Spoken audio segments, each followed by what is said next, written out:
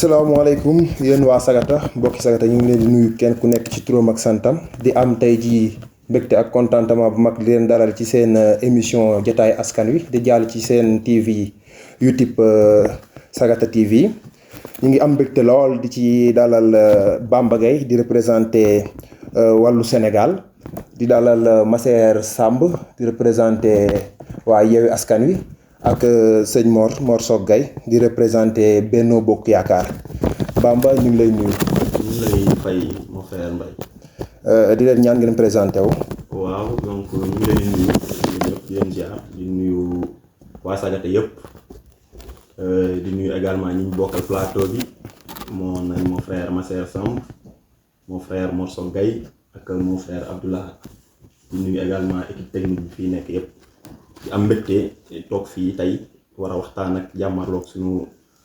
mbokk politiciens yi ñu bokk Sagata kon ñu ngi leen di nuyu. jërëjëf Bamba ginnaaw bu ñu jógee ci Bamba ñu dem ci Massaer teewal fi tey Yewwi Askan Wi Massaer ñu ngi lay nuyu di sàkk ci yow nga présenté wu. asalaamaaleykum mbokki Sagata ñu ngi nuyu ñëpp di jaar ñëpp di jiital ci nuyoo bi suñu sëriñ suñu kilifa Cheikh Abo Soy bu Mbacké di ko ñaanal mu yàgg fi loolu wér di ko ñaanal tamit Cheikh Moustapha Sarr di ko ñaanal tamit Thierno Ousmane ñu yàgg ci loolu wér di ko nuyu tamit mboolem képp nag nekk Sagata rawatina nag waa coalition Yewwi Askan Wi rawatina monsieur le plus jeune maire Abdou Khadir Cissé. jërëjëf Massaer kàddu gi rafet na bu ñu jógee ci Massaer ñu dem ci Mor Sock teewal fii Benno Bokk Yaakaar Massaer Mor ñu ngi lay nuyu. ñu ngi lay fay ab tuyoo Mbaye di wax asalaamaaleykum wa rahmatullah ñi ma bokkal plateau bi ñu ngi leen di nuyu kenn ku nekk ci sa tur ak sa sant tey ñaan yàlla mi am jàmm ak sutura yàlla ñu ko def waaye ci loolu dañuy nuyu kilifa diine yi nuyu tamit kilifa aada yi waaye nuyu tamit ñi nga xam ne si ñooy population bu Sagata yëpp waaye nag muy commune bu Sagata yëpp ñu ngi leen di nuyu turu ki ñu fi teewal muy le président Modou Gueye jërëjëf Mor kàddu yi rafet na bu ñu fa jógee ñu dem ci Abdoulaat teewal fi tey ji civil di communicateur di aussi journaliste Abdoulaat ñu ngi lay nuyu. jërëjëf ñu ngi lay ziar baax di nuyu askan bi ñi xam si ñu ngi bàyyi xel jamono jii de muy téléspectateurs yi ñoo xam ñu ngi bàyyi xel seen YouTube bu mag bi di nuyu baax kilifa diine yi di nuyu waa Kër Mansour Makhtar suñuy mbokk suñuy lépp ñu nuyu yaakaar naa nuyu lépp di nuyu nag bu baax ma bokk ndax ñun ay villageois lañ kon maa ngi nuyu yeneen 72 villageois yi nga xam si ne bokk nañ ci commune de Sagata di nuyu képp ku xam jamono jii yaa ngi bàyyi xel.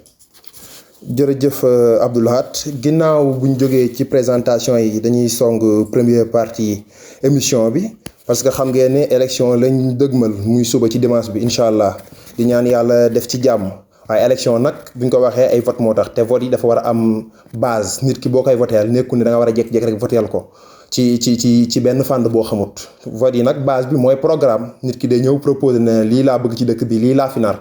ci noonu la citoyen bi di xool ba xam kii li mu bëgg ak xalaatam dëppoo nañ mu sukkandiku ngir mën koo voteel léegi nag loolu la ñuy wax programme yi nag dañ ciy commencé ak Bamba mu présenteel ñu programme représentant di monsieur le maire sortant Aslo Gaydel Bamba seen programme lan la. waaw merci beaucoup mon frère Mbaye je pense bien que peut-être li ñuy gën a xaare mooy bilan. dama ñëw programme. donc parce que dañoo dénkoon pendant des années. dañoo dénkoon le maire Gaydel El Hadj Amar Lo. donc ñu koy nuyu teewal ko fii mu nekk mu jiite la coalition Wallu Sénégal au niveau de Sagata jiite ko également au niveau du département de Kébémer. pour la première fois dans l'histoire kon ñun li ñuy gën a xaar mooy bilan d'abord. donc yaakaar naa monsieur le maire Gaydel bi ñu jotee ci mairie bi li ñu njëkk def mooy fexe ba Sagata jëlaat dignité bi nga xam ne daf ko perdre woon. ni ma ko mën a waxee ak reconnaissance ndax gis nañ ni Sagata dañ ko fàtte woon. dans le département. je dis pas que ñi jiitu defuñu fi woon dara liggéey nañ fi mais reconnaissance bi dafa desoon. ci loolu moom lañ mën a nekk lu njëkkoon di xeex. donc pour wax ci wàllu bilan bi aussi il faut ñu mën ko sax tout à ñu koy laaj bëri na la ñu koy demander. le bilan du maire. je pense que sama nawle yi bëri na lu ñu koy poser surtout ci pencum Sagata. naan le maire Gaydel nañu présenter bilan. je pense que c'est le moment. parce que li ma wax rek bi ñu ñëwee aussi li njëkk def mooy instaurer fi la paix sociale à Sagata. donc également bi ñu ñëwee dañoo fexe ba lépp loo xam ne Sagata moo ko moom ñu delloo ko Sagata ñoo doon décider seen bopp la commune de Sagata su ma waxee Sagata nag mooy les 73 villages. lépp loo xam ne ñëw na fii même bu dee benn nen Sagata dina ba gis ñëpp gis seen bopp donc loolu mooy li nga xam ne moom la njëkk taxawal si loolu yaakaar naa ku wax développement wax santé. si wàllum santé bi aussi ñu def si liggéey bu mucc ayib parce que li ñu njëkk def mooy case de santé yi nekkoon ci commune bi yi nga xam ne gis nañ ni ñu ngi commencé yàqu ñu ñëw réhabilité ko mën nañ si cité lu si mel ne case de santé bu Naameen case de santé bu Dexe Pël bu Battal bu Kantar bu Xelkom Pël ak bu Ndeer loolu mooy li ñu njëkk def wàllum santé bi ba tey ñu ñëw fekk hôpital bi fexe di leen jox don de médicaments chaque année yemuñu si loolu ñu gis ni salles yi xat na ñu fexe construire des salles au niveau du poste de santé de Sagata ba tey ñu ñëw dotation en médicaments case de santé yu nekk si commune bi yëpp ba tey ñu ñëw si li ñu njëkk def fexe fi organiser loo xam ne musul am si Sagata ñu def fi journée de consultation gratuite ànd seeg waa Kébé Santé en collaboration ak waa Bëgg Sagata ñu jàmbaar lool si loolu ba tey donc en collaboration ba tey ak les ressortissants de la du village de Ndjib Niass ñu fexe ba indi fii comment dire indi fii ambulance mi ngi fii au niveau du poste de santé mais également ñu accompagner leen ba ñu ngi taxawal ñoom benn poste de santé au niveau de Ndjib ba tey ku wax développement wax éducation si wàllum éducation aussi ñu ñëw salle de classe yi nekkoon si école 1 bi ñoo réhabilité ko avant ñu koy def ñu clôturer mur école 2 bi ñu fexe aussi jox ay dotation fourniture chaque année di ko jox école yi ñu construire salle de classe si CM bi nga xam ne du sax compétence su mairie. ñu defa salle de classe donc fourniture scolaire aussi jox nañ ko CM bi jëndal leen risographie di leen jàppale aussi si ay rames de papier chaque année ak lépp loo xam ne soxla nañ ko kon yemaluñ ko si élémentaire bi donc ba tey si wàllu jeunesse ak sport ñu ñëw construire loo xam ne vieille doléance la Sagata. mooy stade municipal bi nekk Sagata kuy dugg Sagata gis ko. daral bi nga xam ne le président Macky Sall dafa ñëwoon fii mbokk si doléance Sagata ñu wax ko defu ko ñu ñëw ñun defal ko suñu bopp ba tey mi ngi en cours def na yeneen yu ñu si war a def ndaxte 3 phases la peut-être loolu dinañ si ñëw si perspective yi ba tey si loolu yamuñu si ñu def fa ñu comment dirais 80 plus de 80 toilettes def nañ ko si commune bi plus de 20 mosquées def nañ ko si commune bi des magasins aussi def nañ ko si commune bi plus de 20 donc dafa bëri nag bilan bi. waaw yàggalee rek yàggalee bilan bi dafa bëri. donc si wàllu eau assainissement. addition d'eau def nañ ko si dëkk yu bëri yoo xam ne amuñu ko woon lu si mel ne Makka Mesere Ndiaw Sam Ndiaye ak Daara Pël ak Kër Nasruddin yooyu yëpp def nañ fa ay addition d'eau wàllum courant bi extension électrique de Sagata yi yokk nañ ko lu mel ne Touba Kayor yokk nañ ko fa parce que gis na am ay sancaan yu fa nekk. dex la Pël def nañ ko fa dex la Wolof Cori. mais dogguma leen. coupure courant yi doon am ci nawet bi. concernant saa yu xiinee wala mu commencé ngelaw courant bi dem. loolu noo leen ko gis ak loo leen jàpp ne moo ko waraloon. waaw yaakaar naa courant bi loolu aussi bokk na si loo xam ne def nañ ko maa ngi si doon ñëw. ndax bi ñu demee ba sentir ni courant bi faible na au niveau de Sagata. xëy na extension bi moo ko waral xëy na aussi au niveau de Sénélec la bi ñu leen wax ak ñoom. ñu ne il faut que ñu yokk ko. boo ñëwee au niveau de Touba Kajoor si terrain bi fu ñu fubalee boo ñëwee di nga gis ne am na beneen kii bu ñu fa def boo xam ne moo yokk courant bi foofu donc yaakaar naa bi ñu ko defee léegi gis nañ saafara même bu nekkul à 100% mais gis nañu coupure wàññeeku na bu baax a baax a baax waaw donc foofu loolu laa doon expliquer ba tey si wàllu côté social ak économie ñëw nañ di secourir les indigents leen taxawu si wàllu liggéey aussi liggéeyu ndaw ñi construire def nañ benn ferme agricole au niveau de Mayay dégg naa ñu naan defuñu ko fi état moo ko fi def mais dañuy fàtte ni état ñun la l'état c'est nous ndaxte état ñun fi état lañ bokk peut-être si gouvernement bi lañ bokk mais si état lañ bokk ñoo fa def ferme bi ba tey si loolu def nañ ay moulins au niveau de Njaañ Saagay Njoobeen Dimb Kër Jëwli Ñooxul Cori Dexle Touba Kayor ak yeneen dëkk si wàllu mbalit mi ba tey tracteur kenn ku ne xam ne jënd nañ ko fi mu doon def ramassage des ordures ménagères même bu dee actuellement fonctionné wul mais bokk na si loo xam ne réalisé nañ ko damay wax souvent peut-être mën nga def dara tey sa suba mu yàqu mais bu ñu fàtte ne def nga ko kon loolu bokk na si kii si li nga xam ne def nañ ko si wàllu tamit jeunesse ak sport mi suñu toog année boo xam ne subvention yi génn muy subvention sport muy jeunesse ñu ngi koy jot ba pare à temps même bu naree tardé le maire fexe ak ay pexeem ba jox ñu ko. étudiants yi aussi souvent kenn ku ne xam ne étudiants yi jafe-jafe lañ doon dund. sur ñun ñi nga xam ne ñoo jiitu woon peut-être suñu rakk yi fa nekk actuellement. xam nañ loo tax bi ñu fay dem amuñu woon sax fu ñu dem fu ñu nekk. li si jiitu benn néeg lañ amoon après le maire je parle sous le contrôle de Massaya le maire moo ñu jàppale ma ñu appartement mais aussi continuer di ñu jox ak moyen boppam chaque mois 100 000 francs yokk aussi subvention jëlee ko 500 000 yóbbu ko 1 million. actuellement bu ñu xoolee si budget 1 million 500 moo ciy nekk mais ba tey 1 million lañu jot peut-être nga xam ne ni budget prévision la. kon juste pour wax ni secteur yëpp muy éducation santé environnement secteur yëpp am na lu ñu fa def. 100 000 bi mu doon yokk ci allocation yi mu doon jox Amercosa bi mi ngi koy continuer di ko joxe ba léegi. actuellement joxeetu ko. parce que daf ko commencé bien avant muy politique. la ko doon joxe mu dugg si politique continuer di ko joxe ba benn moment joxeetu ko. mais terewul subvention bi daf ko jëlee 500 000 yóbbu ko 1 million te biñ si mujjee wax bi ma si étudiants yi interpellé ma wax ko dana bu ñu amee problème dinaa leen jàppale même lu bokkul ak subvention bi kon 100 000 boobu si poche boppam la doon jógee mais li nga xam ne mooy jógee si poche commune bi musul tardé benn yoon puisque peut-être cette année tardante nekkul au niveau de la commune c'est au niveau du trésor ñoom ñu am problème logiciel loolu bëggoon naa ko leeral aussi waaw parce que booba léegi étudiants yi tamit ñu ngi koy xaar xam ngeen ne conditions yi nekkee Dakar metti na loolu ay réalisation yu rafet la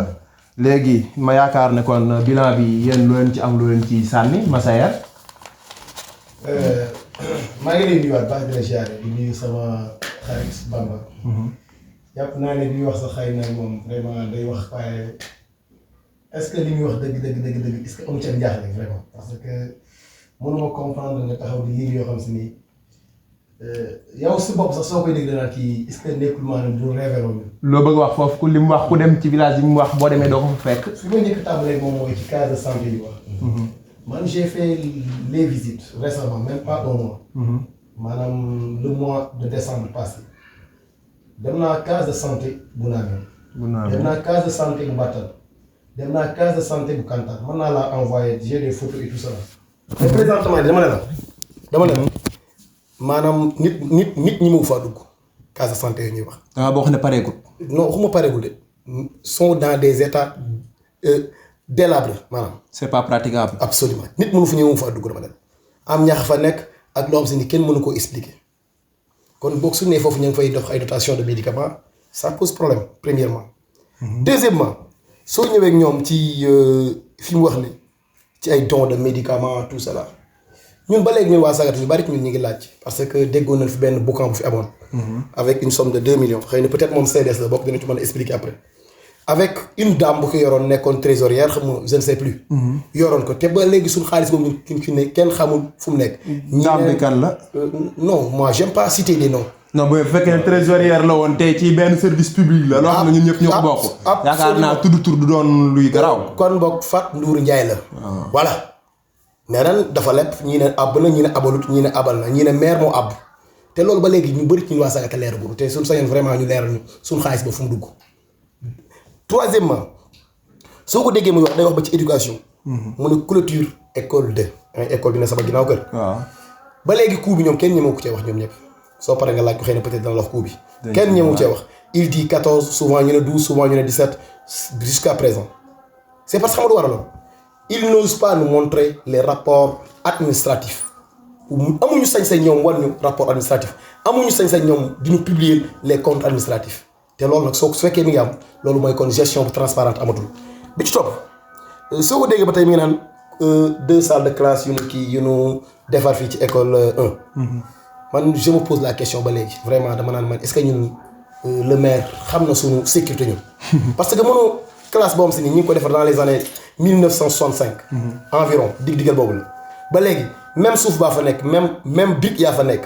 nga ñëw tojaat jël say fer monté nangam ñëw karaleel ñëw lu bees taax nga nii waaw loolu ban sécurité la am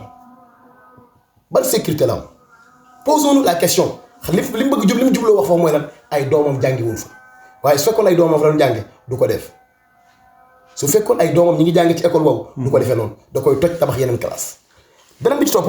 soo ko déggee ba tey da nga koy dégg ci wàllu électrification mu ne extension deuxième extension Sagata nag ma xamal la y a 7 ans ngi nii juróom-ñaari at benn extension moo fi am muy bi dem Cor bi dem Touba Kajoor boobu même extension moo laal Cori tuuti laal Pays tuuti ak tuuti Dexle soo ko seetloo Touba Kajoor dañ ko monté même pas un mois poto yëpp daan wàcc suuf. ñu ut excuse naa non ay max ak yenn yu ne man dama jàpp ne nit une entreprise sérieuse suy defar dara war naa mën a def étude de faisabilité fi mu koy def baax na wala baaxul ban suuf la ak lan la fi war a def mais ay max ñooy daaneel ay poto lampe presque une trentaine dama ne naan xoolaat beneen bi ci topp wëral sagata mënoo dugg mbedd duggaat beneen mbedd te seenoo fiir gun wekk fenn courant rek laa wax. li ma la je pèse bien mais moom suñ tourné fii rek pour kër bàyyi masse boote gi rek moo ci gën a jege su ngeen suñu itam ngeen xoolaale kon donc dafa am yoon si nii électrification moom sagata dañ ko raté complètement rawatina nag suñ koñ bañ dëkk. day mel ni bu mu la déggee ay incompétence ngay souligner sur absolument fa laay jëm dafa laay conclure Nimzaat moom soo duggee moom da ngay jàpp ne fii moom ñoom lañ cëree lëndëm gi moom. Nimzaat mooy Ndiawe waaye absolument Nimzaat soo fa duggee ak dugg Kantar ñooyam wala nga dugg Mayaay wala feneen lëndëm këriis c'est parce que kon ñun xëy na peut-être damay jàpp ne ñun moom xëy na peut-être am na lu ñu def la maire beneen bi ci topp mu wax les mosquées man vraiment dama jaaxle peut-être c'est secrétaire nag naan koo nangul ndax c'est le maire. mais jumaa yi ñëw fii yëpp yi ñu defar fii yëpp ça tourne autour d'une vingtaine soo xoolee pratiquement jumaa yëpp dama ne la organisation internationale pour la charité ñoo ñu ko may. organisation internationale pour la charité non après mu leeral waaye man parce que man xam nga am na ci yoom si ni ñun tamit vraiment dañ ci yëngu di ci xam dama ne organisation internationale pour la charité mi ngi nekk yaa may dégg Émirats Nations Unies maanaam Koweït ñoo koy jox j'ai le numéro de WhatsApp et tout après mën naa ko bu ma déggee ba ay ndimbal la maanaam sarax la bu nu ñuy dem di ko jox ñun pour tabax ñu ay juma mais loolu bu ñu ko comptabiliser ci bilan maire xam nga lan la war a comptabiliser ci bilan li nga xam si ni ñu ngi koy exécuter fii nañu comptabiliser loolu ci bilan maire. waaw nag mais bu fekkee tamit góorgóorlu na ba indi dara damay jàpp. absolument dañ koy rafetlu mais nag dama ne la wóor non danoo war a nekk gàcce ci ñoom ñuy comptabiliser naan ay jàkka beneen bi ci topp li ci gën a frappant mooy la soo demee jumaa yi bu ñu inauguré bu ne dañuy wàcce tableau bi teg ci suuf premièrement deuxièmement ci plaque yi ñu bind yëpp ils ont mis benn site internet boo xam si ni c'est faux. maanaam au lieu ICO mais IHO lañ def vérifiez-vous dem leen ngeen vérifier plaque yëpp site internet bi ñu ci def. nañ ci amee confirmation. voilà su après ngeen ñëw ñu ko continuer débat beneen bi ci topp soo dematee ba tey nga ñëw ci ndox mu ne saa mesare pël ndox mi ngi jógee Njurki diggante Njurki ba Saam presque ça fait 8 ou 9 kilomètres. mu yóbbu fa ndox coût boo xam si ni kenn ñënu ko wax ñoom ñëpp. suñu parfois ñu ne 19 millions parfois ñu ne 20 ça dépend ci fu mu leen sentir la di wax. mais loolu moom jàpp naa ne bind nañ ko ci ay papiers yu leer. yoo xamante ne si c'est écrit et signé. écrit et signé. xam nga soo ko bindee ñeme ci xam nga nooy def. da nga naan kaay leen jël papier yaa ngi. ba papier yi est-ce que. non ba maa gëlee s'il vous plaît. après mu ñëwaat ci après moom mu répondre ci yëpp. yaa may dégg beneen bi ci topp ndox moom ba tey soo demee Saam ak Njaw dañuy bàyyi ba guddi ndox mi doog a ñëw. guddi laa wax dañuy bàyyi ba guddi ndox mi doog a ñëw te li gën a doy waar danoo dem ba jub Sampal dagg ko fa daal ko yemale Saam Njaay on comprend te si diggante Sampal ak Saam Njaay moto 300 mètres yaa may dégg comprenez donc beneen bi ci topp soo ko déggee mu naan muy wax ci problème ferme agricole tamit daa dégg naa léegi mu tudd ko wala su ma jumul boole ko ci seen bilan ferme agricole boobu ñi ko def ñu ngi tudd Pasalumacaf maanaam programme agricole pour la sécurité alimentaire ñoo ko def dans les régions il exerce dans 3 régions Kaffrine Louga et Matam moo tax ñu naan Pasalumacaf maanaam Louga Matam Kaffrine maanaam mooy kuréel gi sàmb. absolument voilà ñàkk a xiif gi ci diggante dëkk yooyu nga wax pour ñu ko xamul. ñoo ko def Mayaay soo demee Mayaay da ngeen dem fekk benn ferme et tout cela waa Pasalumacaf ñoo ko def am na benn doomu saa ko ciy liggéey pourtant ñoom li ñu xamul kon donc jarul loolu man pour man vraiment jarul sax ñu koy boole ci bilan vraiment. waaw mais nag loolu ay lijjanti la yoo xamante ne si ay démarches lañu def ba jot ci. non dama ne ñoom ñoo ciblé ay communes. du mel lu maire di bind de Pasalumacaf ñoom ñooy ciblé seen i communes. ñoom ñoo tànnal seen bopp. ñooy tànnal seen commune dem fa te li gën a doy waar lépp nañ ñu ko leeral. nañ ko leeral ba tey soo demee foofu ci mën na la foofu y a pas de tableau defuñu fa tableau buy firndeel ne programme tel moo ko indi loolu tamit lan nañ ko laaj ñu leeral ñu ko benn bi ci topp xëy na peut-être fa laay yam muy tracteur bi moom vraiment ñaari at la fi daw ñett xam na la ca dem lañ ko jëndee ñi neen kees gi 6 millions 7 millions ba léegi dara leeru ci ñun mu ne samay xarit nangam dama ne la gis nga sagata danoo war a toll jamono ñu def lu ñuy def lu ne mu nekk lu transparent nit ñi xam li xew ñu leen di leeral suñu xaalis bii suñu maam yi ak suñu bàyyi ak ñun di fay danoo war a xam fi ñuy dugg fi ngay jeexal nag mooy su ma déggee mu ne ren moom dem nañ si ci 1 million. d'accord dem nañ ci 1 million mais ba léegi 1 million yi gisaguñ ko de ab sec la xam nga lu war a lool. parce que stade bi ñoom ñoo ko tëj ndax ñu neen dañuy defaraat ndax lan ragal wujj xëy na waa côté bi su nekk seen ñoom danañ ci tontu. damay dégg mais li ci gën a am solo mooy lan man dama jàpp ni un maire bu bëgg Sagata dëgg su demee bay xañ ab jeunesse am une fête suy dem bay xañ ab jeunesse am une fête départementale jàpp naa ne war noo xoolaat ne kii est-ce que bëgg na Sagata te fi may jeexale nag di ca daane la mooy man dama jàpp ne maire bu ak njabootam nekkul Sagata wax dëgg yàlla mënut a defar Sagata maa ngi jégalu nag baax ci kat bi. mbokk yi kon ñoo ko déggandoo boo déggee bu baax day mel ne Massaer moom day ŋàññi doxalinu maire bi fi nekk benn part ci incompétence maanaam ak ñàkk man beneen part aussi ci maanaam doxalin wu leerut moom la ñuy wax non transparence de la gestion xaalis bii fi muy dugg fi muy génn ni ci population bi war a jotewuñ ko ci boo dégg bu baax loolu la Massaer wax xam naa du ñàkk ne Bamba après dinañ ci nit ay leeral Mor loo xam ci bilan maire. jërëjëf Baye maa ngi lay nuyu di la ziar di la joxaat sa wàccuwaay bu baax di nuyuwaat ñëpp ñëw di toogal sama frère Bamba ñun ñëpp rek daanaka répétition lay doon di ñëw rek ci li mu wax ci débat bi ngeen nekk te débat dañ koy cadré. génn ci bilan mais gay olof dafa am lu mu wax daf ne donc wax dafa jooy ñu ne ko looy jooy mu ne dañ maa wax te wax jotut mu dellu jooy ñu ne ko looy jooy mu ne fañ ma waroon a waxee dafa passé mu dellu jooy une troisième fois ñu ne ko looy jooy mu ne donc bañ ma waree wax kenn waxuma donc je me dis que ki nga xam ne moo fi toogal waa Pastef donc dangaa xool nit ki ba mu daanu ci kam nga bëgg ko tàllal loxo mu génn man nga bëgg ko def donc ñaata at la fi toog 7 ans. 7 ans. durant tout cela ñu toog di ko laaj bilan ki nga xam ne si mooy sama confrère tey jii ci plateau bi di Papa posé naa ko maintes fois ba moom am na un jour mu jox ma benn date fixe ne ma bu ñu ci àggee daañu donc publier bilan ñëpp am ci accès ñu gis ko. boo xaaree ba tey ñu war a génn ci internet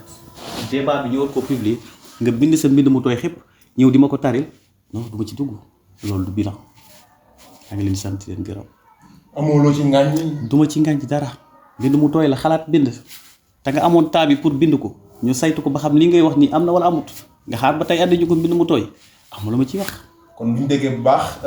Mor Sow moom nee na bilan bi du àddu jëme ci amul lu mu ciy wax ndax bañ ko waree def yàgg na te boobu léegi defuñu ko xam naa du ñàkk nañ ci ñëwaat ci ay leeral ak Bamba Abdoulahat.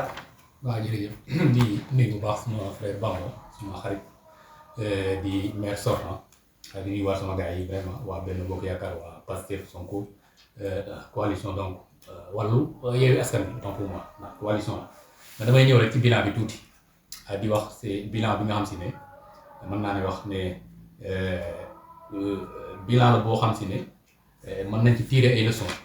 tirer bi leçon mooy ça di mën naa en tant que peut-être ci société civile laa bokk mën naa c'est un bilan bi nga xam si ne c'est pas satisfaisant loolu laa ko mën a tuddee en tant que 7 ans et quelques Massaer wax na ko sànq mais ci côté yi may wax rek mooy 2 aspects lay wax ci côté éducation ak santé. muy ñaari banque yi ëpp ñu sa njariñ ci am dëkk. foofu laay wax bu ma dee jàngatee li mu wax dañuy fàtte ne commune c'est 73 villages duñu koy fàtte voilà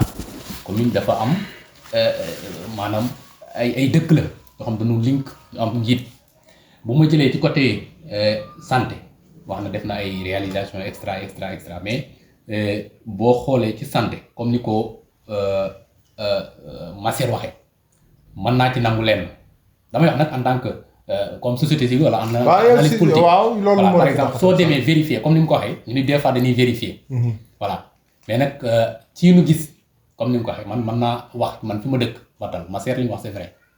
boo ci demee peut-être nawet beeg yooyu mooy tax waaye boo demee doo ñemee dugg. kon li Bamba wax mën nañ ci am xel ñaar nga bëgg a wax. waaw si foofu laay wax parce que boo demee peut-être man fi ma dëkk peut-être nag ak feneen li ma ciy mën a jàngat tamit mooy district sanitaire man ak case de santé yooyu yu bëri tëj na te dama jàppoon ne waxuma réaction mais dañ ko war a defar bu baax moom lépp waaye tey boo ci demee da ngay jàpp ni fii moom maanaam lii moom. kon aw turu fa des waaye njariñ la nekk bien voilà amatu fa ndax kat da ngay wax ne fu nit mën a dugg la en plus du defaraat rafetaatal ko. ay nit dafa dem di liggéey du noonu peut-être loolu laa mën a wax ci côté santé kon peut-être ñi ngi woon ci yoon peut-être kon ñan wala mën na nekk ñan ko defaloo wala ñan ko saytuloo ñoo saytuwul parce que ñoom def nañ seen devoir bu dee don de ay médicaments extra parce que nag fenn fu ne am na ay relais. waaw parce que relais yooyu war naa mën nekk ñoo war a mën def seen liggéey wala nag waaye boo demee ba yenn cas santé ñu ci def am ngooñ wala nit ñu koy tëj boobu y'a problème voilà beneen bi ci des mooy côté éducation waral yenn village yi dama école yi bari tëj na y compris encore Batal demal njàng amatu fa déedéet gone yooyu fi ñu jàng léegi. peut-être nag gis naa fa benn kii mais yaakaar naa c'est tout à c'est différent avec état li ma fa gis nekkul ne programme boo xam si ne maanaam ci public la boo bëggee dégg moom école dañ tëj ci septembre man jàppoon naa ne te yaakaar naa am na ay pétitions yu dikk naan ko defaral école yi. waaw lépp solo mooy dama jàpp ne loolu dama koy wax tout le temps mooy nasaxal maanaam sa gox ndax lépp solo mooy éducation yaral say xale ngir ëllëg tey lu tax par exemple kan may wax ne yenn xale yi ñëw du mu nekk maire. on sait jamais. mais nag bul ne yaa ngi defar sagat rek yaa ngi réfectionné yaa ngi defar ay miir demal ci yeneen dëkk yi. bu ma bàttali wala message wala nangam demal ci yeneen dëkk yëpp maanaam saytul école yi defaraat ko wala sax su jaree nga bàyyi fi nga nekk defar feneen bokk na ci loyauté bokk na ci nga gëm ne ñii ñëpp yaa leen njaboote waaye man li may gën a naqaru man en tant que société civile. bokk na ci nanu taxawu lii di éducation surtout nanu taxawu santé. ñaar yooyu bokk na ci loo xam ne seen programme gis naa ni xaw na. waaye en tant que société civile du ñàkk ne bilan bi ñu proposé yëpp ñàkkul ne am na lu ci baax. am na lu baax. waaw vraiment am na lu baax war naa ko nangu. voilà ci côté social bi ñuy def. ak comme ni ñu ko wax jumaa yeeg jàkkee yi loolu moom mën naa ne mën nañ ko sax bañ a dugal ci lii waaye peut-être lu nu accompagner bu ko neexoon mën na ko bañ a def. beneen bi seen mooy ferme agricole bi ñuy wax. mais malgré que ñoom comme na nga wax ne ba ci ñooy doxal waaye nag mën na jaaree ci ñoom waaye nanuy leeral askan bi après. bu fa plaque waree nekk ñu ne ñii ñoo ko defar. waaw nan ko nangu nan te def loolu mais bu nu réeral xel nit ñi nan nangu ne ah ñun kat dox nañ ci maanaam di leeral quoi askan bi. waaw bu ko defee même su fekkente ni ñoom. day mel da ngay wiwaat transparence bi. tere yi ndax lépp solo même dañ la koy wax ne la des fois sax nit ko su joxee benn citation nangul ko ne moo ko signé ko ko. voilà maanaam am na am source comprendre même ci ju jàkk yi nii nañuy leeral askan bi ne maanaam moom lu muy jëli la ci àll ba indi bu ko neex mën na ko bañ a def comprendre à chaque fois nay leeral nit ñi beneen bi ci def mooy ci compte administratif yooyu noonu mais nay nangu di jox askan bi maanaam li ñuy liggéey wala li am. man dafa mel dafa manqué maanaam contact diggante ñoom ak askan bi est-ce que comprendre nga li wax. de maanaam démocratie participative daal. nemmeeku voilà dafay am lu manqué maanaam nit ki bu dee liggéey ñi maanaam ñi mu seqal liggéey na lay woon ne ñi ngi liggéey lii waruñu sax xaar par exemple ñu ne la ana li ngeen di liggéey. kon doxalinu dëkk bi waa dëkk bi yëgu. non des na participé wuñ ci. dëgg yàlla des na bu mooy ñoom nañuy leeral askan bi comprendre nañuy leeral askan bu baax bi ci des mooy dinaa ko wax ci côté li nga xam si ne mooy seen comment dire seen nu ma ko mën a tuddee conseil yi maanaam commune de Sagata war nañu war a yeewu comme ni mu ñëpp yeewu maanaam war nañu xool ana yenn conseil la ñuy tànn ndax damay jàpp ne commune bi mooy assemblée nationale comprendre très bien ñiy ñëw ministre yi extra ñooñu noonu ñooy conseil yi jóge ci àll bi wala conseil yi jóge Sagata. mais 73 villages yi est-ce que seen loxo mi ngi dugg ci doxalinu dëkk bi. ah non man moom wax dëgg yàlla loolu moom ci li ma xalaat ci li ma gis des na. waaw donc ñeneen tànn ñoo xamul lan mooy seen rôle. du ñàkk ci kanam yi ñëwaat ceeg Bamba. xam nga peut-être Bamba la ko yëpp ñeneen ñi tamit ñi nga xam te ni ñoom waa benn bokkaay ñi ngi ñëw yeewu askan wi peut-être gars yi ñi ngi yeewu ñi ngi impliqué ñi nga xam te ni ñoom ñoo war a taxawu seen askan dëgg-dëgg bu boobaa ñoom duñu xaar sax bilan mais ñoom ñooy taxaw par exemple soo demee benn dëkk nga dem par exemple Mayaay ñoom seen i relais seen i commande conseil la ñuy taxaw waxal yéen ana li ngeen fay liggéey ana li ngeen ñuy rendre compte mais loolu dafa jot ñu leeral nit ñi commune bi nii lay doxee ñii ñoo koy doxal yéen ñi da ngeen fi ñëw pour lii waaw parce que tamit on est au 21e léegi nekkatul ne benn cercle rek moo yor di doxal ni mu ko neexee voilà ak nouveau jeune yi yaakaar yi bari na dara sama fee ak waa comment dire waa Yewwi Askan Extra gars yi ñi ngi yeewu kon yaakaar naa changement dana mën a am société civile dana mën a gis seen bopp ci li nga xam si ne mooy doxalinu li nga xam si ne ñoom ci lan bokk muy doxalinu muy bokk moomeelu askan bi je pense bien. dégg nañu Abdou Lahad bu baax léegi xam naa dañuy ñëwaat ci Bamba ndax weddi moom du ragal waaye teggi tuuma la. am na lu Mor jot a wax am na lu Massaer jot a wax Abdou Lahad. muy ay suggestions yoo xamante ne si mën nañ cee tenir compte mais bala ngaa dikkaat ci loolu Bamba dama doon laaj sur le plan professionnel est-ce que li ngeen di liggéey lu muy structure ak lu manti doon. est-ce que yéen a ngi am ay ingénieurs def contre expertise ak aussi li ëpp importance est-ce que bu doon liggéeyee ba liggéey bi taxaw ba pare bañ commencé koo pratiquer est-ce que suivi mi ngi ciy am. merci beaucoup mon frère Mbaye Sarr poser une question bu am solo yaakaar naa commune Sagata bépp liggéey boo xam ne def na ko fi bépp réalisation bi ma la waxal fii yëpp. avant ñu koy def technicien mooy ñëw def étude bi bu ñu ko liggéeyee pare aussi day am suivi damay am mbégte donc su ma déggee Massaer mais damay xaw a rus tamit benn côté. ñoom dañ ne woon ñun amuñu bilan liggéeyuñu dara gis nga wàllu case de santé yooyu ma wax. c'est-à-dire boo dañ ñëw ne ñun réhabilité wuñ benn case de santé boobaa man dinaa am gàcce. mais Abdoulaye nee na case de santé bu Batal moom ba léegi c'est pas pratique. dinaa ne noonu dafa ne yaakaar naa xam nga laat moom man je pense bien que dafa dese maîtriser Batal li muy wax yëpp danaan yaakaar naa moom benn bu mu wax loo xam ne danaan lu amu fa c'est-à-dire boo def teg baaram ne loolu amul Batal laaj dinañ ko xaw may ko mu yeggale nañ ko bàyyi mu wax ba eggal ma wax d'accord non dawaa ko leeral Massaer dafa def vérification tooñ naa ko sax bi mu tuddee kii ma ne ko Massaer foo jëlee lii extra xam nga tooñ naa ko Massaer vidéo bi kon Massaer moo la gën a maîtriser Batal non ma dem non vidéo da doon def ay moom en tant que yow askan mais yow donc Batal dem naa dugg fa dem naa dugg tey jii Batal laa jógee fa laay yendu te ci kàttan yàlla fa laay fanaan suba fa laay dem damay ni muy wëree moom daf may defal loo xam man maa ko war a def dama ko ci sant yi may wax yëpp zone 2 la dama ne yi ñu wax ni am na fa wala amu fa ba pare soo xamul ne danga xamul waaw question bi yaakaar naa simple na am na wala am na réhabilité nañ wala réhabilité ci li ma gis moom la ci ma gis xam nga nag luy réhabilité mën koo gis xam dama ne mënuma gis am ñax dama ne xam nga sax na wax ju wax sama njëlbeen wax dama wax ju wax sama njëlbeen ma ne tey mën nga defar dara tey suba mu yàqu waaw loolu am na fracture bi exemple kon dañuy jël si waat ci suivi bi moo doon posé question waaw dinaa ci ñëw gis nga wàllu case de santé yi gis nga tey classe sa école bu ñu la ko defaroon ba mu àgg amoo jàngalekat kenn newu fa nga bàyyi ko janax yee kañee di fi dox bu yàggee mu yàqu mais loolu lu ci seen war a yéen dinaa ci ñëw dama ne bëri na fi ay écoles yu nekk si commune bi yoo xam ne dañ ko réhabilité ba pare problème mu jàngalekat bind nañ bindati gis nga loolu dinaa ci ñëw peut-être ñoom wax nañ ko fi sax loolu nag yaakaaru sa ñàkk ànd ak état moo ko waral tamit non maa ngi siy ñëw gis nga wax naa sànq l'état c'est nous Mbaye c'est nous l'état d'accord kon état moo deful li ko war waaw bu demee ba état ku àndul ak moom si gouvernement état mu ñoo ànd bu demee ba gouvernement ku bokkul ci moom du la defal yaa ngi dégg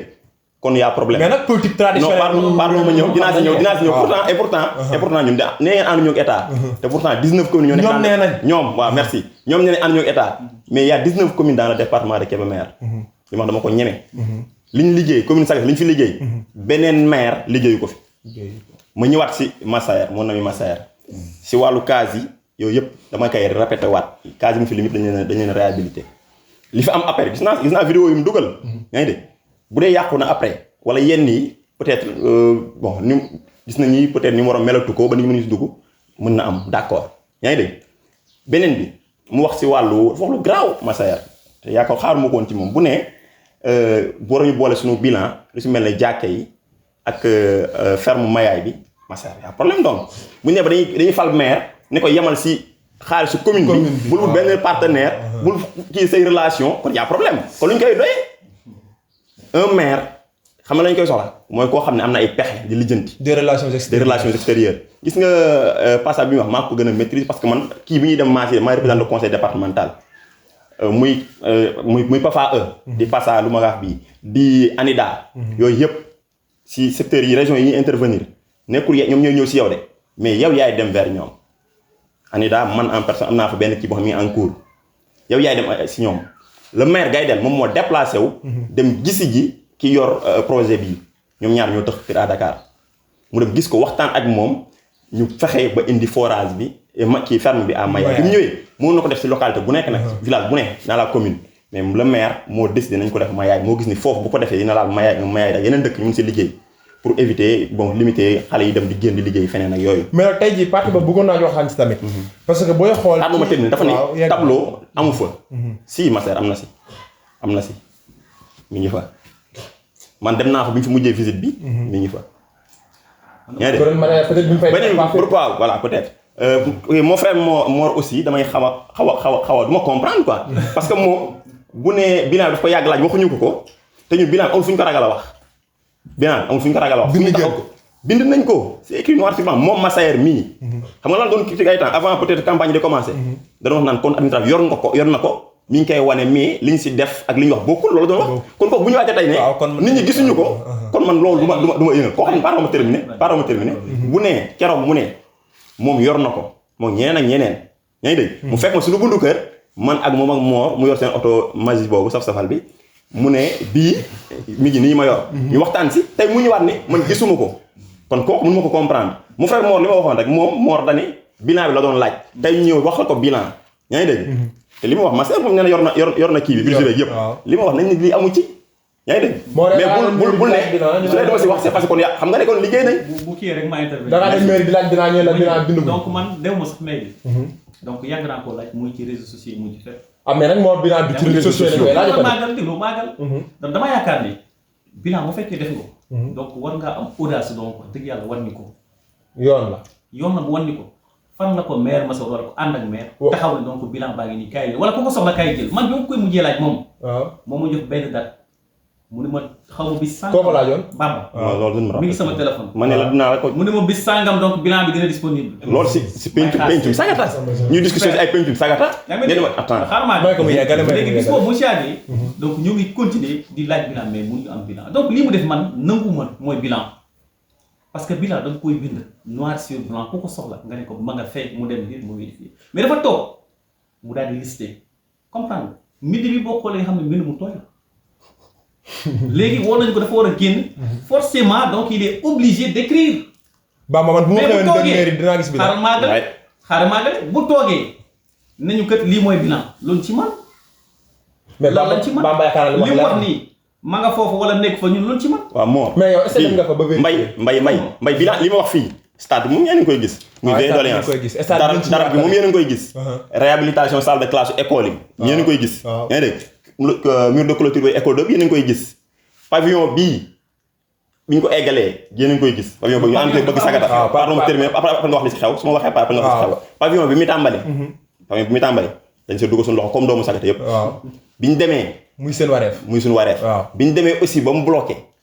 du ma ne bloqué parce que bëgg sagata même bu ñu bàyyi ñu eggal man maa le secrétaire général même bu ñu ko bàyyi woon mu eggale ko bi ñu demee ba taxaw mu taxaw bi xaw a yàgg tuuti le maire ñëw non seulement yokkaat espace bi mais continuer ko clôturer ko ñu ñëw inaugurer ko am na lu Massé wax sànq si wàllu CDS bi Massé ma leeral man du ma membre CDS bokkuma CDS Moussa Diop leeral leen CDS bokkuma ci dégg nga mooy léegi CDS bi mooy comité de développement sanitaire sa turandoo moo ko jiite à Sagata CDS bi amoon na problème certes yaa tudd tur nag Fatou Ndour lañ si doon tudd moo doon trésorière bi tudd si ay gaynde la yooyu mais je pense que loolu leer na problème fi mu situé wu ñëpp xam nañ ko nekkul si gaydel mais plutôt si ñoom bureau bi la nekk si Fatou Ndour yaa ko tudd mais nekkuloon si gaydel te Fatou Ndour kenn musul dégg mu taxaw ne xaalis bi si gaydel la nekk au contraire nit ñoon mi ngi woon si Fatou Ndour wàllu CDS bi li may terminer mooy wàllu dafa ne addition d'eau bi ba léegi xamuñu no kii bi chiffre bi ñaata la c'est 18,900,000 boo demee mairie yaa ngi dégg buñ gañee ba ginnaaw suba xëy na dañuy sonn lundi mardi wala mercredi boo fa ñëwee boo ma woowee ñu daje fa ma wax ñu tirer la ko. Bamba tëkku na leen. non Bamba dafa buñ gañee ba ginnaaw suba.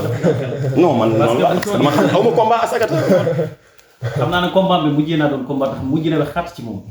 combat bi mais rek nañ des ci bilan bi rek saa yu mu génnee foofu rek moo dem ci benn cadre ma ñëw ci bilan man li ma ko wax rek foofu laa koy wax foofu laa koy tënk vraiment mënu ma nangu ne bilan la yaa ngi dégg. mais ak tamit kon tey jii mënoo ne maire deful dara mën nga. non du ma ne deful dara. mais nag da nga toog juróom-ñaari at mooy amoon na ci temps pour mu def ko lii mënuñu kër nangam ji coût bi moo fa nekk lii coût bi moo fa nekk mais ñu gis ko te boo seetloo maire ci campagne bii muy def maire campagne yoonul bilan te boo déglu discours am fi mu dem yëpp man discours yëpp donc jëlee mais mosoo dégg sax mu ne donc bilan nii. mais léegi bu dee fànn la nekk donc loolu ça veut dire tout simplement du ma ne la amul bilan. mais nag ñemewu ñoo présenté bi la xam nga tax coût bi muy jot ak li muy dugal ça fait. kon da ngeen a wax ne njuuj njaaj am na. ci yore bi tax donc nanguñu ko mbay loolu ma ñëw ci ba mbay nan ko mu yàggal dama koy dagg xam nga mënoo ni xamuma budget bi man xawma lu ñu si def ba pare revenir aat ni ñaari ñii lañ def loolu dinaa ci waxtaan dinaa ci waxtaan ok na bàyyi maa li tax ma ne ko ñaari yi loolu la def nangu ko présenté donc kenn amu ci accès ku dul ñoom donc ça veut dire que am na njuuj njaaj. yow foofu nga ko wér. yaa ngi ma dégg. loolu am na njuuj njaaj beneen bi ci topp li ma la wax ci campagne bi du ne mu ko bilan sangam ak sangam donc bilan mu ngi nii bu fekkee ne bilan bi c'est suffisant c'est satisfaisant donc mu ngeen falaat moom mais bu fekkee bilan bu ngeen écarté moom. donc man loolu la doon xaar ci maire. Mbaye il a raison ah. il a raison su ne ñun fu ñu dem si dëkk bi nekkuñu naan leen ay bilan lii lañ def ak yooyu il a parfaitement raison. mais c'est plutôt les villageois bu ñu demee ci dëkk. waa dëkk ba ñoom ñaa naan ñu yéen mënoo ngeen bañ a ñëw yéen a fi def lii wala lii ku ñu présenté sa bilan c'est-à-dire ñu suñu bilan dañoo doy campagne ku ñu présenté sa bilan mooy waxal boppam ñun ay teranga bët lañ def booy dugg Sagata gis nga li ñu fi def booy génn Sagata gis nga li ñu fi def ñoo dàq mairie si commune Sagata dama ko fàtte woon wax mairie Sagata bii moo dàq Sénégal booy génn Sagata gis li ñu fi def boo duggee si village yi ñu la ah maire de moo fi def magasin bi moo fi indi machine bi moo fi indi ndox mi surtout ci loolu bëggoon naa ñu ñun suñu bilan c'est-à-dire man dama gëm ni damaa gëm ni li Ablaye Wade wayam boobu lu ñu naan sama bilan bi doy na ma campagne ñun bu ñu joxee 7 ans ñuy doxal ñu dem ba si cappaandaw gi ñu ñëw si nit ñi naan ñu su ngeen ñu votalee comme ni ñu koy defee ñoom ñu indi leen courant teg fa 24 mais loolu moom waru leen non pardon dama ne waruñu moom la dama ne ñun bu ñu demee ba ñu fal ñu 7 ans loolu laa bu ñu demee ba toog ba 7 ans yi mat ñu dellu si population bi ñu faloon naan leen bu ngeen ñu falee ñu def nii loolu kon ñun dañoo war a ni yéen da ngeen yeb nit ñi xam nga lu ñu war a wax bu ñu ñëwee comme ni ñu population bi defal ah yéen de yéen a fi def lii yéen de yéen a fi indi lii waaw mayee ni yéen de yéen a tax ndaw ñi génnatuñ dëkk bi waa boo demee kër jëlu ñu ne ah yéen de yéen a fi magasin bi boo demee ay taw ak njaw ñu ne ah ñu amul woon ndox loolu moo nekk suñu liggéey fi mu toll nii mayal Mor mu yeggale man li mu wax fii j'ai assez de vidéos yoo xam ne si ñoo mën a teggi yoo xam ne def ko ne waaw foofu laa jëm mooy maire fu mu dem ñu ne ko yaa fi def lii sa bi waru foon a ñëw pourtant yor naa vidéo yoo xam ne si moo la ko tegaloon fii léegi ñu jël ko maire du dara la lay wax yaa ngi dégg donc man foofu laay sukkandiku tout le temps beneen bi ci topp lu mu wax nag mu naan donc li tax ñu naan ko donc demal ànd ak état moom fu mu taxaw ngay del danaa li may def maa ko lamb sama poste def ko may laaj donc li ñu tuddee budget loolu kan moo koy voté wala kan moo koy def donc boobu xaaj bu fekkee nag Gaydel moo am ay entreprise yoo xam si ñoo koy liggéey muy jël di delloo ci biir Sagata loolu tamit bëgg naa cee leeral non mais man ba xam moom yow ay ressources économiques ngay wër daal non man misuma dégg Gaydel mu ne maa génne sama poste de man jamais entendu le maire di man maa génne sama poste def suma ko dégg dëgg yàlla am nga vidéo bu nga ko mis waxee déglu naa ba tàyyi non mon frère non pardon ma ñëw man misuma dégg la maire mu wax loolu le maire Gaydel mu ne maa génne sama poste def lii misuma ko dégg bàyyi la parce que nga dégg loolu yow misuma ko dégg waaye dégg civil parti civil xam nga moom la toogaayul sax toogaay parti civil moom part na mais amul problème faral si Mor ñu débat position boobu nga toogaay non c'est-à-dire moo tax ma bëgg mu leeral non mënu ko c'est-à-dire bëgg na nekk analyse mais mënu ko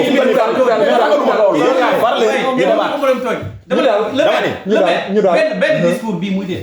li may def sama poste laa koy defee état joxuma ànduma ak état sama poste la mais loolu ñëpp mais le mot état ñun la l'état c'est nous damay ñun ci état lañu bokk non yéen naan état gouvernement non ñoom gouvernement lañu bokkul ñu ci état gouvernement ñoom ñoo naan mbay non ñoom ñoo naan ku àndul ak état doo def dara vidéo yi mi ngi suñu téléphone ñoom ñoo ne ku ànd ak état doo def dara te pourtant ñun 19 communes yi def ci département bi ñun li ñu def kenn def ko fi dama koy waxaat nañ ko dindi te pourtant nee nañ ànd ñoo ak état te gouvernement lañ am mais ñu état dama ni am ngeen chiffre yi demandé loolu dama ni mbay colom gii état lañ àndal looro gii état lañ àndal ndooyeen gee jëm daar mu si état lañ àndal bandeñ kàbb gay ndànd ñoom ñëpp état lañ àndal dama ni li maire Gaydel def mais nag tamit commune bu mel ne Colom ak Ndoyeen du Sagata ci booy xool ci ressource économique fi muy jógee d'accord ñoom mbay ñoom néewuñu ressource de dañ ne ànd ak état ñu waxuñu ay waxu Sagata moo ëpp lu muy dugal ñee dugaluñ ko ñoom waxuñu loolu dañ ne ànd ak état ñoom ñeneen bu ñu àndee ak état def courant yemuñu si de li ma gën a métti politique gu temps socialiste yooyu man pour ma amatul dem louer 24 poteaux courant ñëw teg ko à Sagata ne waa xel kompal dañ leen di jox courant dem ba xel kompal yëkkati poto yi ñoom yëkkati poto yi loolu li gën a graaw xanaa nag boo yóbbu dara dañ ko jëlee sa nday ma courant bii nii ñëw rek tàkk fii de dañ ko jëlee ca nday ja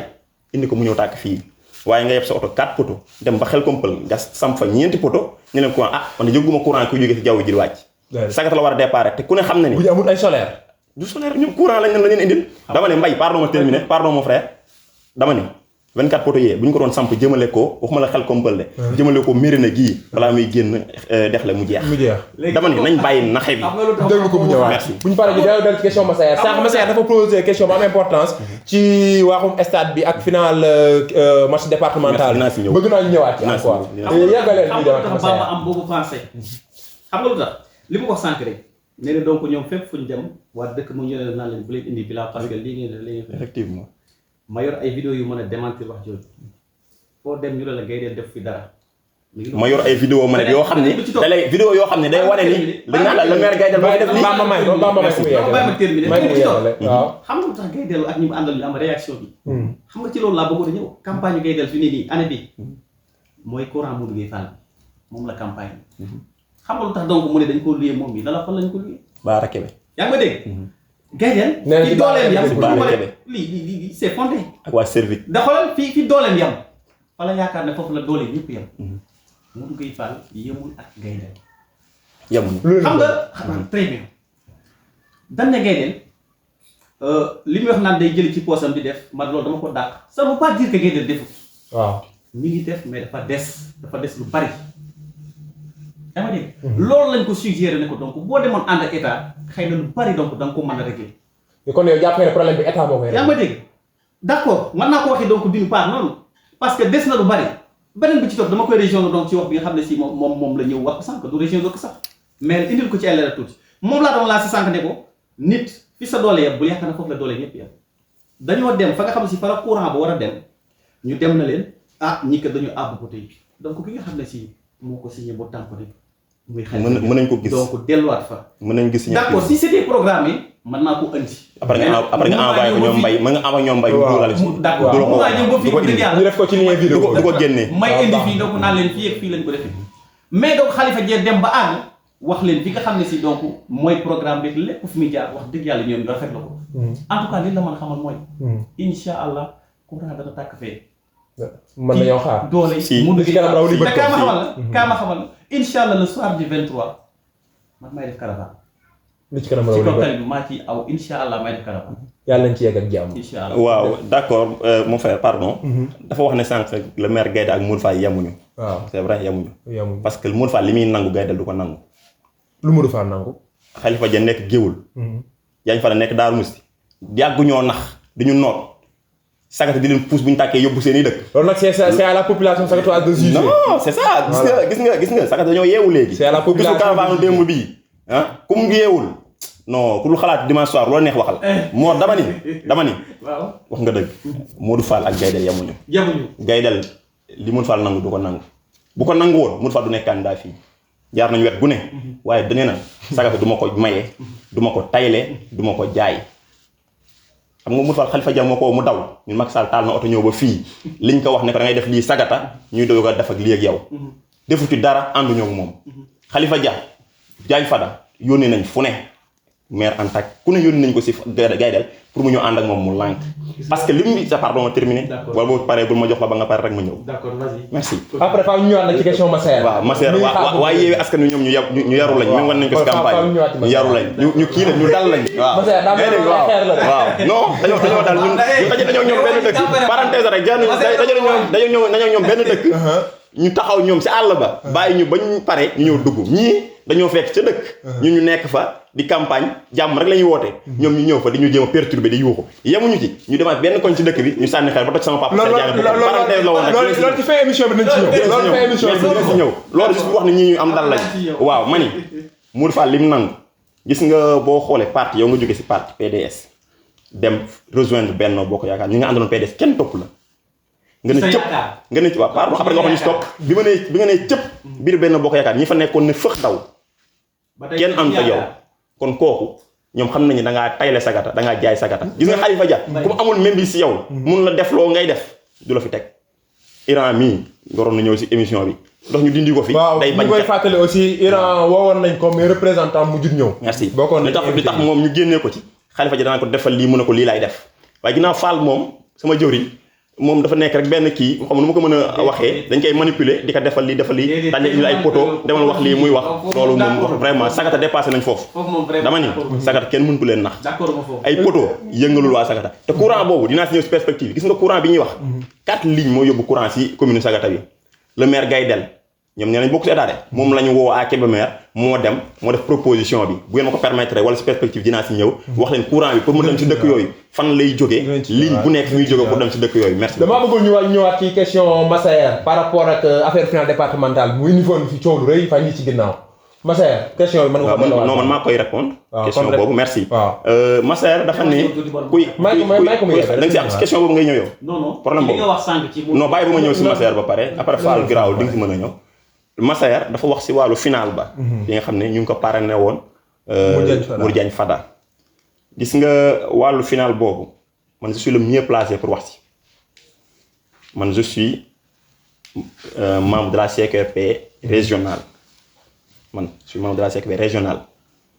gis nga final bi ñu ko programmé man maa ne le maire Gaydel moo ne ma waxal Mbaye Ndiaye ñu tëgg gis man may wax encore une fois Gaydel gënalu ma sama bopp bëgg mu gagné wala du ma tax ma wax loo xam ne du dëgg mu ne ma waxal Mbaye Ndiaye final bi parce que avant ñuy démarrer nawetaan la ne ko woon final bi ginnaaw Sagata ren am na stade entre Géoul la ak Ndande ak Sagata nañ fi fubalee nañ ko ubbee fii tëjee ko fii fii lañ defee ouverture bi fii lañ njëkk fubalee sama kër nañ yenn jour boobu bi ñu demee def lu final le maire Gaydel ne Mbaye Ndiaye ne waxal Mbaye Ndiaye ñu fubalee fii final bi ñu parrainé ma ko loolu la si yokk ñu fubalee final ñu parrainé ma ko kon condition la waaw dañ ne ko nañ fubalee final ñu parrainé ma ko lii la ma wax ma woo le président Mbaye buntu bureau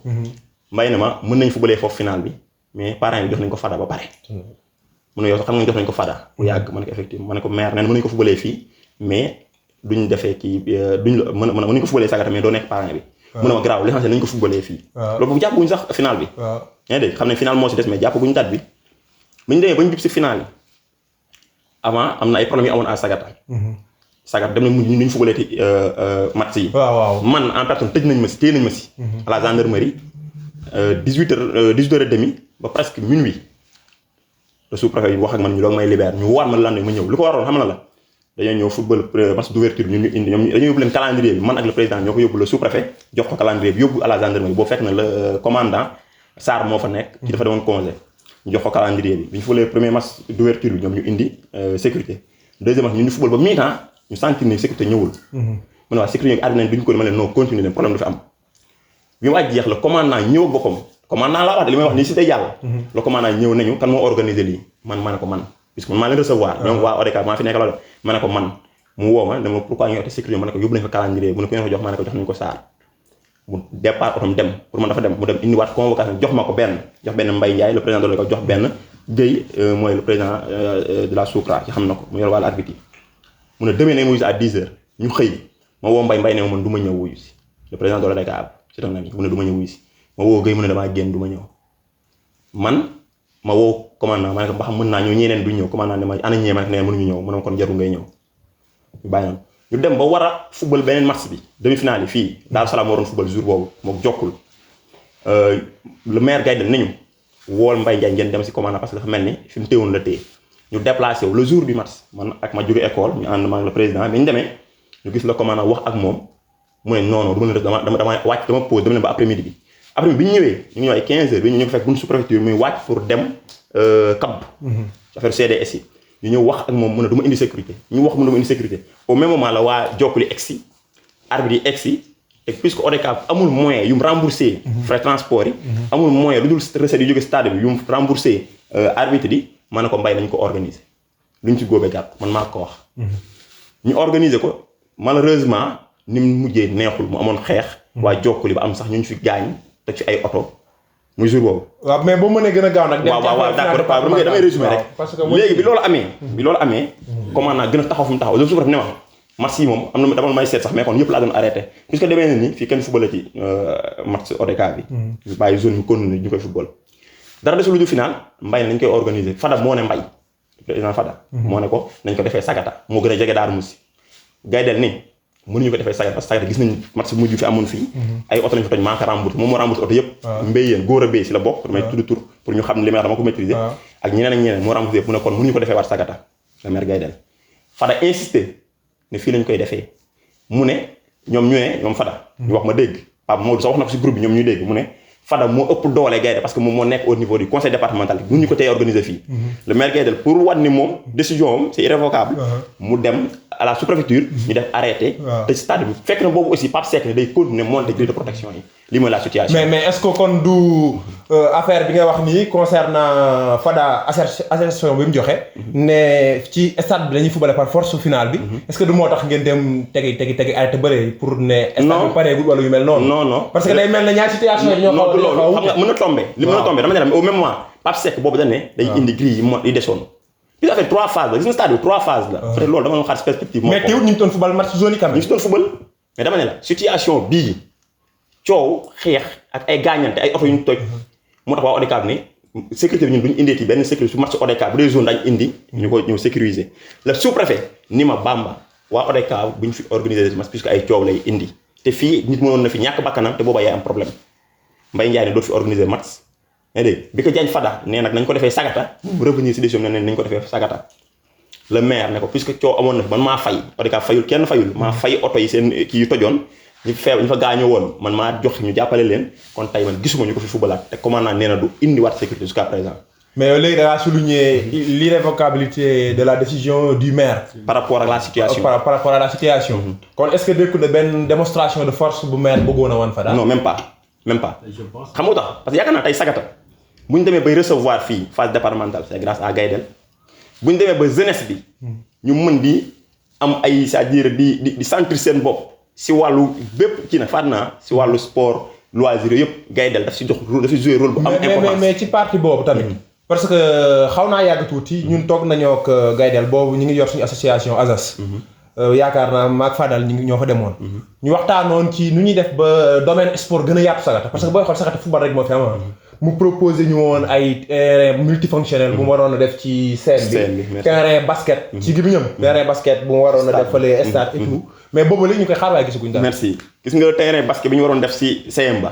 mooy mën naa ni. moom la ñu wecceekoo salle de classe boobu. dañ ko fa war a def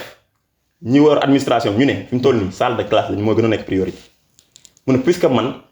fépp fu may def damay xool ñi fa ne. dañ gis ni mooy priorité ba defal leen ko loolu lañ jël def ko salle de classe boobu. ba tey si li ma lay wax ne affaire 3 phases si lañ nekk dynamique boo xoolee daaw jéeg li ñu defoon mooy mur de clôture stade bi beneen année bi ñu ñëw def vestiaire def na ñuy def ni grille de protection bu ñu paree kii bi si la bokk tribune la ñu war a def. incha allah année bi rek fekk ñu jàll si foo yu ndaw yi ñu defaat comme na tribune dama ne la même piscine olympique. day am Sagata incha allah. piscine olympique waaw. day am piscine olympique la Bamba wax. day am Sagata c'est-à-dire souvent boo waxee dara. certainement après la réélection selon Bamba. non ñun c'est-à-dire damay waxaat li ma wax damay waxaat ñun amuñu combat à Sagata xam nga suñu combat fan la. au niveau du département de Kébémer ak Fada mais Sagata amuñu fi combat. ça c'est une exclusivité fi am. piscine olympique à Sagata. waaye dama ne gars yi bu waxee dara parfois dañu naan gis nga bi muy wax stade gars yi day wax rek mu clôture ñu ne clôture kese ñoom Massaer naan clôture kese mu ñëw def vestiaire ñu ne vestiaire bi di mel ni lan nga waxati woon yoo xam ne c'est pas 12 xaw ma ñëw def grille de protection léegi nee nañ tribune nee nañ piscine olympique dama ne la. stade terrain multifonctionnel boobu mu wax bientôt dinañ ko gis à Sagata. piscine olympique bi fan ngeen ko prévoir. boo ñëwee biir stade bi. am na benn partie mooy camp sax la ne camp. camp moo nekk fële à côté foofu lañ koy def incha allah. ah mais est-ce que dina compatible. piscine bi ci biir stade bi. si dafa am nu ñu koy defaree rek. waaw loolu technicien dinañ ñëw. étudier ko def ko de façon bi nga xam ni du am benn loraange dina jaar yoon. Massaer comme question bi Bamba tontu na ci de. concernant match départemental parce que gis naa ne dugg nga ci lu bari ci réseaux sociaux yi di ci wax. toog na ñaar ba ñetti fan ci affaire match départemental bi doo nga doon wax li ci Bamba wax convaincre na la. Premièrement émission moom équilibré parce que je vois que ñoom ils ont parlé presque plus de 35 minutes. waaw loolu am na ça a duré en longueur ñu weccee rek échange entre deux te su ma seetlee vraiment daal ñu avancé kenn parce que bon dañoo am ay préoccupations ñun ñëpp ki nga xam si dañuy xaar su ma seetlee daal ñu gën ko. effectivement pour revenir ci man jàpp naa ne wax très sincèrement man bilan maire moom du ma ci dégg. parce que doo ci waxaat. vraiment def na mais li mu defoon dëgg yàlla moom. Très sincèrement, ça ne colle pas avec la réalité. Et aussi, ce n'est pas du tout. D'où sont les réalités à Sagata. D'où aussi sont les priorités à Sagata. Et ce que je te jure, si vous avez le 5 ou le 6, maintenant,